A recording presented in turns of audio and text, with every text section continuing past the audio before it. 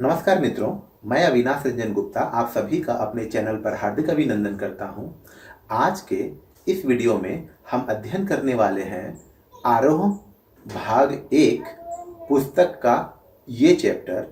ये बड़ा ही मज़ेदार चैप्टर है, भावनाओं से परिपूर्ण चैप्टर है। आप इस वीडियो को ध्यान से देखें, ध्यान से सुने और पाएंगे कि इस चैप्टर से जुड़ी सारी शंकाएं आपकी दूर हो जाएंगी। नमस्कार, आप आ गए हैं मेरे कंप्यूटर की स्क्रीन पर और इस वीडियो में हम अध्ययन करने वाले हैं कबीर दास के पद। इसमें हम लोग कबीर दास के 2 पदों का अध्ययन करने वाले हैं। इन 2 पदों को अध्ययन करने के बाद हम इन बिंदुओं से परिचित हो सकेंगे। सबसे पहले हम लोग एकेश्वरवाद परंपरा के बारे में जान पाएंगे। एकेश्वरवाद अर्थात एक ईश्वरवाद, एक ही ईश्वर को मानने की जो परंपरा है उसके बारे में हम लोग जान पाएंगे। पंच तत्वों का ज्ञान प्राप्त होगा, अर्थात 5 एलिमेंट्स का ज्ञान हम लोगों को प्राप्त होगा। ऐसा माना जाता है कि हमारा शरीर जो है वो 5 तत्वों अर्थात 5 एलिमेंट से बना है। वो है पृथ्वी, आकाश, जल, अग्नि और वायु। माया मुक्त जीवन के बारे में हम लोग जान पाएंगे। सबसे पहले ये जानेंगे कि माया मुक्त जीवन होता क्या है। देखिए, माया अर्थात किसी भी प्रकार का अटैचमेंट, वो किसी भौतिक वस्तु से हो सकता है, वो किसी चीज से हो सकता है, या वो किसी वस्तु से हो सकता है। इसे कहते हैं हम लोग माया, और इस वजह से हम लोग अपने मूल लक्ष्य से डाइवर्ट हो जाते हैं। इसीलिए माया मुक्त जीवन जीना ही निर्भय रहने के जैसे जीने जैसा होगा। धार्मिक पाखंडों के बारे में जान पाएंगे। हिंदू धर्म हो या मुस्लिम धर्म हो, कबीर ने इन दोनों धर्मों में जो भी धार्मिक पाखंड या दिखावेबाजी की संस्कृति प्रचलित है उसका पर्दाफाश किया है। ईश्वर की प्राप्ति का मार्ग जान पाएंगे। इन 2 पदों के अध्ययन करने के बाद हम लोग ये जान पाएंगे कि आप ईश्वर की प्राप्ति कैसे कर सकते हैं। कवि परिचय। इनका जन्म 1398 वाराणसी के पास लहरतारा नामक ग्राम में हुआ और इनकी मृत्यु 1518 के आसपास बस्ती के निकट मगहर में हुआ, और ये ज्ञानश्रेयी शाखा के प्रतिनिधि कवि माने जाते हैं। अब हम लोग आ जाते हैं इनके पद 1 के पृष्ठभूमि पर, अर्थात इस वीडियो में 2 पदों का संकलन है। पहले पद का सार क्या है वो मैं पढ़ने जा रहा हूं, आप एकदम ध्यान से सुनिए।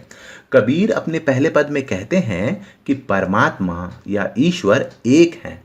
जो लोग ईश्वर या परमात्मा को 2 मानते हैं वास्तव में वे अज्ञानी हैं।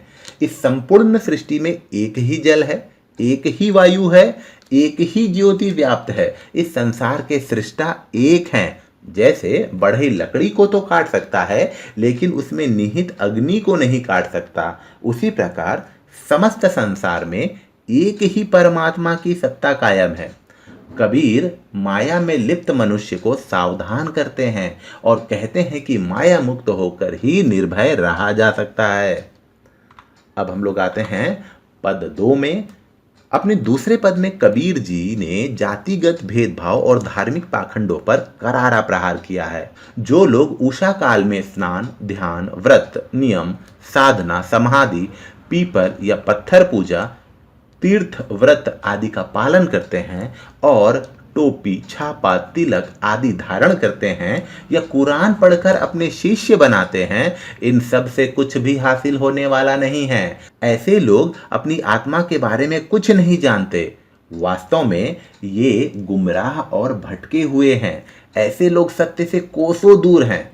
घर घर जाकर साखी शब्द गाने वाले और मंत्र देने वाले गुरु अपने साथ साथ अपने शिष्यों को भी डुबा देते हैं। अब हम लोग आ जाते हैं कबीर के पहले पद पर। इस पद में जितने भी कठिन शब्द हैं उसके सामान्य अर्थ और इजी अर्थ यहाँ दे दिए गए हैं। किसी भी वर्ड का अर्थ अगर आप ढूंढना चाहें तो वीडियो को पॉज करके आराम से ढूंढ सकते हैं। हम लोग आ जाते हैं कबीर के पहले पद पर और करते हैं इसकी व्याख्या। हम तो एक एक करी जाना। कबीर यहाँ कहते हैं हम, अर्थात ये जो हम है वो कबीर के लिए आया है, और कहते हम तो अर्थात मैं तो एक एक करी जाना। एक और एक 2 बार एक आया है। पहले एक का मतलब हुआ 1 और दूसरे एक का मतलब हुआ परमात्मा। यहाँ यमक अलंकार हो गया। कबीर कहते हैं कि मैं तो एक ही परमात्मा को जानता हूं। दोई कहे तिन्ही को दो जग जिन नाहिन पहचाना। कबीर कहते हैं कि जो लोग परमात्मा को दो रूपों में देखते हैं, आत्मा परमात्मा, जीव ब्रह्म, या बहु भगवानवादी हैं, बहु ईश्वरवादी हैं, वास्तव में उन्होंने परमात्मा को जाना ही नहीं है। उनके लिए तो ये जीवन भी नरक के समान है, दोजग अर्थात नरक के समान है। कबीर अपनी बातों को पुष्ट करने के लिए ये तर्क प्रस्तुत करते हैं। एक ही पवन, एक ही पानी, एक ही ज्योति समाना। कबीर कहते हैं कि पूरी दुनिया में, पूरे संसार में, पूरे ब्रह्मांड में एक ही हवा है, एक ही पानी है और एक ही ज्योति व्याप्त है। एक एक खाक गढ़े सब भाणे, एक एक कोहरा साना। कबीर कहते हैं कि हम सब एक ही मिट्टी से बने हुए हैं और हम सबको बनाने वाला कोहरा अर्थात कुम्हार, ईश्वर रूपी कुम्हार ने एक ही मिट्टी सान कर हम सबको बनाया है। यहाँ पर एक बात आपके लिए जाननी जरूरी है कि ये जो आप यहाँ पर सिंगल पूर्ण विराम देख रहे हैं और यहाँ डबल पूर्ण विराम देख रहे हैं, तो सिंगल पूर्ण विराम कहने का मतलब होता है कि आगे अभी कुछ पंक्तियां बाकी है, और जैसे ही डबल पूर्ण विराम आ जाता है, दोहरा पूर्ण विराम आ जाता है, तो आप समझिएगा कि ये यहीं पर समाप्त होता है या समाप्त हुआ। जैसे बाढ़ी काष्ठ ही काटे, अग्नि ना काटे कोई। कबीर कहते हैं उदाहरण देते हुए, और यहाँ उदाहरण अलंकार है कि जिस प्रकार बाढ़ी, बढ़ई, कारपेंटर लकड़ी को तो काट सकता है लेकिन लकड़ी में निहित अग्नि को नहीं काट सकता, उसी प्रकार सब घटी अंतरी तू ही व्यापक, धरे स्वरूपे सोई। उसी प्रकार परमात्मा हम सभी में विराजमान है। हमारा शरीर तो नश्वर है, हमारी जीवन अवधि जो है वो सीमित है, लेकिन आत्मा जो है, ये जो परमात्मा का रूप है, वो अजर, अमर और अविनाशी है। माया देखी के जगत लुभानाम, काहे रे नर गर्बानाम। कबीर कहते हैं कि आप माया को देखकर उसके प्रति आकर्षित हो जाते हैं, और जब माया आपको मिल जाती है तो आप गर्व करने लगते हैं। निर्भो भया कछु नहीं व्यापे। लेकिन जब आप गर्व करने लगते हैं तो आपको इस बात का डर भी रहता है कि आपने जो माया प्राप्त कर ली है, कहीं वो आपसे फिर दूर ना चली जाए, इसलिए आपके मन में हमेशा डर भी बना रहता है। तो कबीर कहते हैं कि माया मुक्त जीवन जीकर देखिए, आप निर्भय हो जाइएगा, आपको किसी भी प्रकार की चिंता सताएगी ही नहीं। निर्भो भया कछु नहीं व्यापे, कहे कबीर दीवाना। यहाँ पर कबीर अपने आप को दीवाना कहते हैं, अर्थात दीवाना वो होता है जिसे किसी बात की चाह है ही नहीं, वो तो निर्भय हो गया है। शिल्प सौंदर्य की बात करें तो देखिए, कबीर की निर्भीकता का वास्तविक रूप हम लोगों को यहाँ देखने को मिलता है। कबीर निडर व्यक्ति हैं। एक एक में यमक अलंकार, पहले एक में एक वन और दूसरे एक में परमात्मा, इसलिए यहाँ पर यमक अलंकार है। जिन नाहिन पहचाना, न वर्ण की आवृत्ति आ रही है। काष्ठ ही काटे, का की आवृत्ति, काटे कोई पुनः क, और कहे कबीर पुनः का। तो जब एक ही वर्ण की आवृत्ति निश्चित स्थान पर लगातार आती है तो उसे हम लोग अनुप्रास अलंकार कहते हैं, अर्थात अनुरूप वर्णों का न्यास। पंच तत्वों का सुंदर वर्णन हुआ है कि हमारा शरीर 5 तत्वों से, 5 एलिमेंट से बना है, और इसी 5 एलिमेंट्स में हमारा शरीर पुनः मिल जाता है। संबोधन शैली का प्रयोग हुआ है, कबीर ने हम लोगों को संबोधित किया है।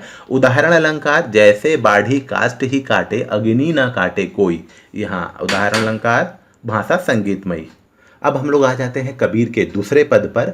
कबीर का दूसरा पद जरा सा लंबा है, इसलिए इसे 2 खंडों में विभाजित किया गया है। ये पहला खंड है और ये दूसरा खंड है, और इससे जुड़े हुए जितने भी कठिन शब्द हैं वो यहाँ पर दे दिए गए हैं, देख लीजिए।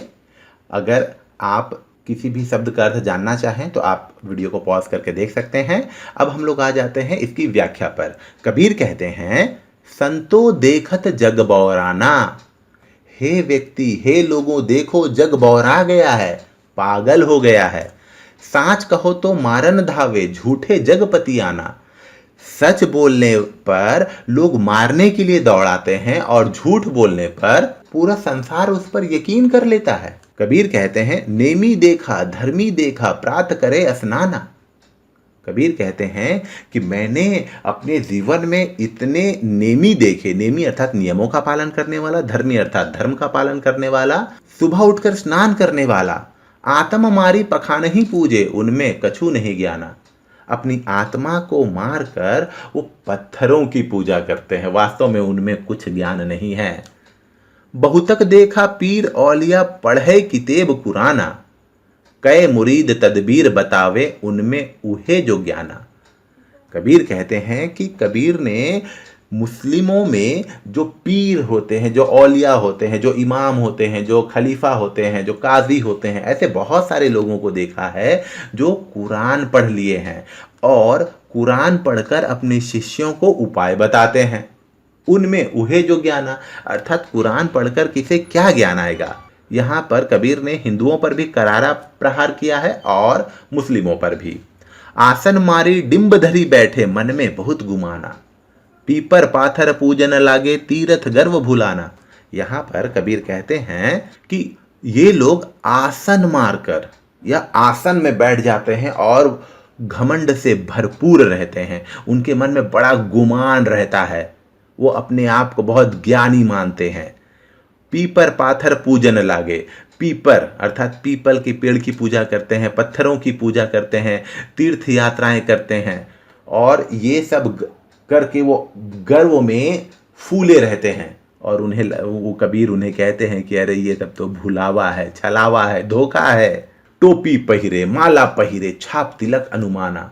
कबीर कहते हैं कि कुछ लोग अपने आप को धर्म का ध्वजाधारक कहते हैं और इसलिए वो टोपी पहन लेते हैं। ये देखिए टोपी पहन लिए हैं।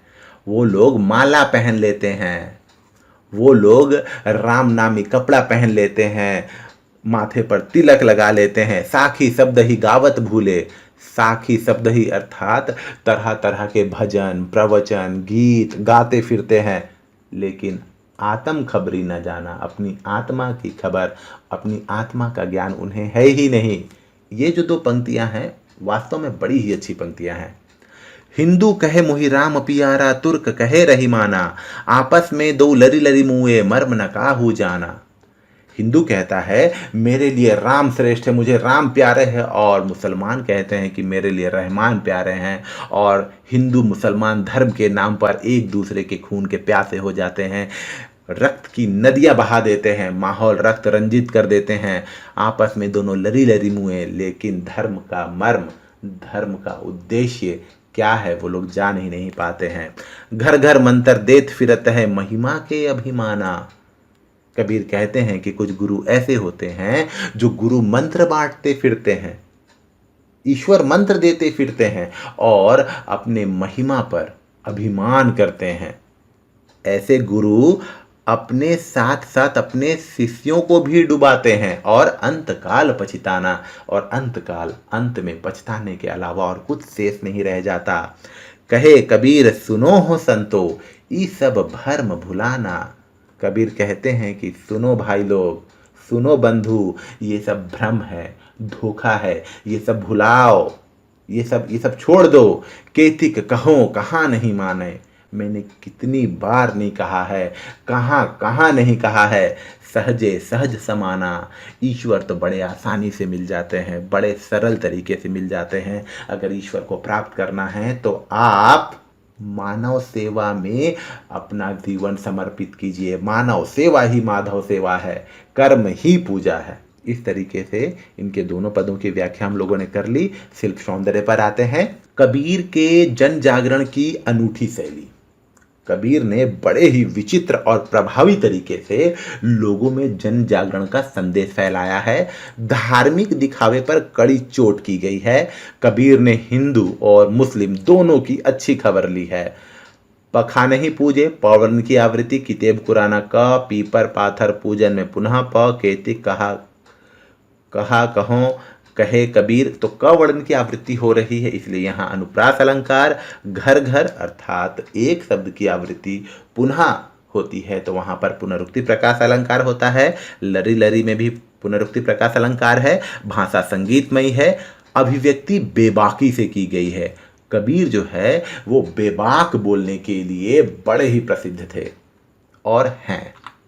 कबीर के पद से हम लोग कुछ प्रश्नों पर चर्चा कर लेते हैं। कबीर की दृष्टि में ईश्वर एक हैं, इसके समर्थन में उन्होंने क्या तर्क दिए हैं।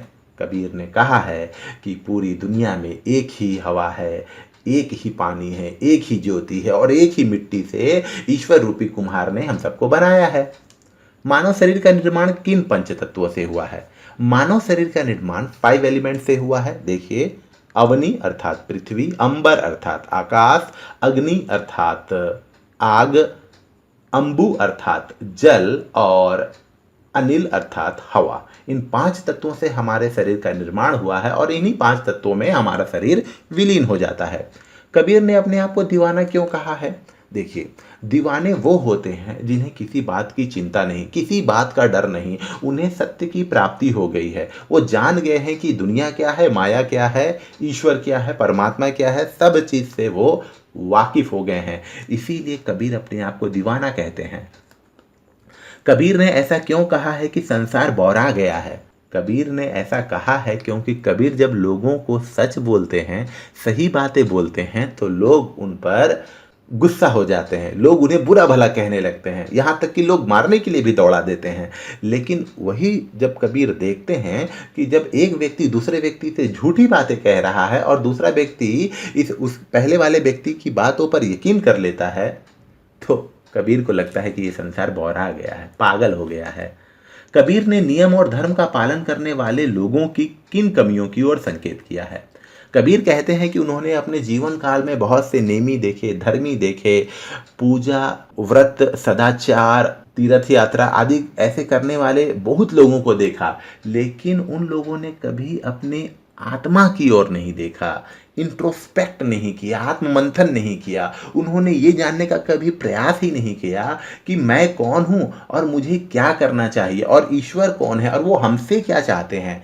जब कोई व्यक्ति इन सब चीज़ों से अवगत ही नहीं रहता, इन सब प्रश्नों से वो कभी इन सब प्रश्नों के उत्तर पाने की कभी वो कोशिश ही नहीं करता, वो मूर्ख की श्रेणी में आ जाता है। और कबीर इन्हीं कमियों की ओर इशारा कर रहे हैं।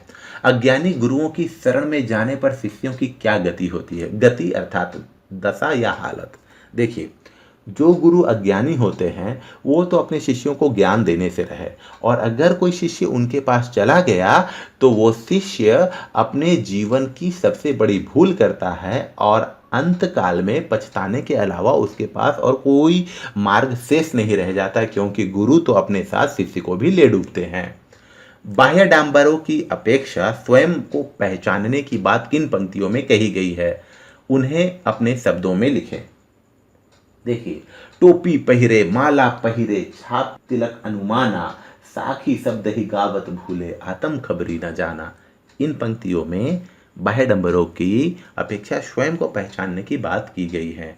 जब आप आत्ममंथन करते हैं, अपने अंदर देखते हैं और इस बात का पता लगाते हैं कि मुझे क्या करना चाहिए, ईश्वर क्या चाहता है, तब आप श्रेष्ठ मानव की श्रेणी में या महामानव की श्रेणी में आ जाते हैं। उम्मीद करता हूँ आपको मेरा ये वीडियो अच्छा लगा होगा। आप इस वीडियो के डिस्क्रिप्शन में इस पाठ के प्रश्नोत्तर और इसका टेक्स्ट पा सकते हैं। धन्यवाद।